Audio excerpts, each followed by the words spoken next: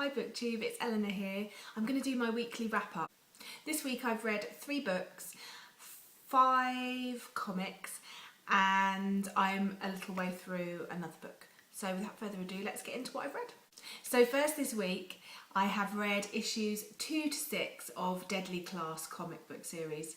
I'm really enjoying this. It's a really good series. It's quite dark, it's interesting, and the colours and the artwork are just what I like. So I have clicked the subscribe button and will be receiving those instantly onto my iPad through the Comixology app as soon as they become available. So I'm really excited about that.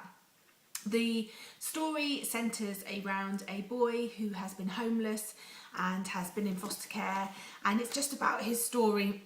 He's been recruited into a school for assassins, and it's all about how that unfolds and the things that he has to do and his types of classes. It's really dark. You find out about the other characters, and yeah, really good, really enjoying that one. And I gave those issues, issue 1 I gave 5 stars, issue 2 5 stars, and then issues 3 to 6 I gave 4 stars. Next this month I read Acid by Emma Pass. I really enjoyed this book. It wasn't my favourite book. It had a good storyline and it was a good read.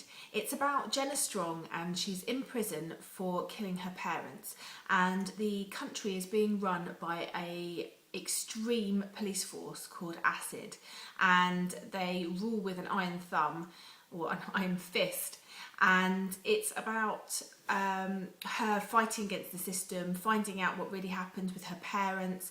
It's just a good book. It was an easy read. I whizzed through it. Not the best story, not my favourite ever, but a good 3 stars. The next book I read was Poison Princess by Kresley Cole. Now this book was a lot darker than I expected it to be. The storyline was much more interesting.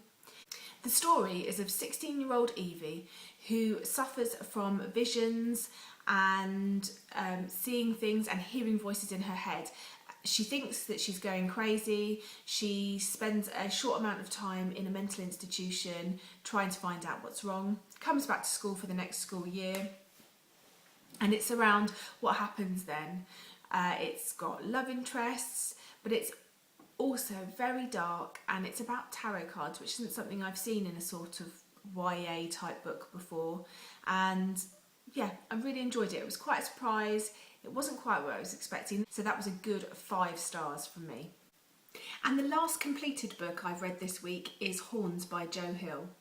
Now I was expecting this to be a lot scarier than it was, and it was a good book and there were scary elements, but it was more of a thriller. The book is about Ig, who comes from a wealthy family, and his girlfriend of a number of years has been found raped and murdered, and although he's never convicted, everyone assumes that he's done it. And one morning he wakes up to find the start of horns on his head, and he can start to hear everyone's deepest, darkest thoughts. So he decides that he's going to find out what happened, and the story unfolds from there.